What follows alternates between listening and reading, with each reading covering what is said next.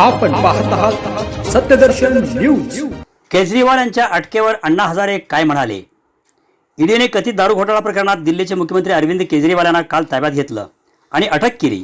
या घटनेनंतर आपच्या नेत्यांनी एकच संताप व्यक्त केला।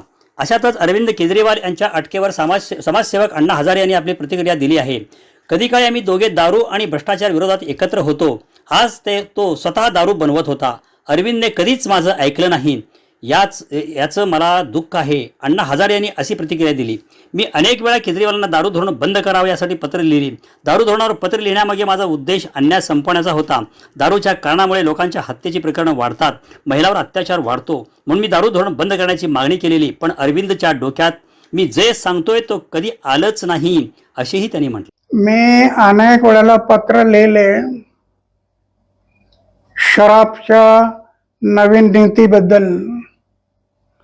माझा लिहिण्याचा उद्देश एकच होता, आज दारूमुळे महिलांवरती अन्याय होतात, अत्याचार होतात, त्याला आळा बसला पाहिजे। आणि दारूमुळे भांडण दंडे वाढतात, मारामाऱ्या होतात, कधी कधी मर्डर होते।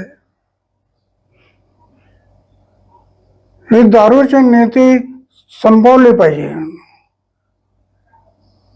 पण त्याच्या डोक्यात बसलं नाही आणि त्याने दारू नीती केली। शेवटी त्या दारू नीतीमध्ये त्याला अटक झाली। आता जी अटक झाली ते सरकार आणि तो बघून घेतील।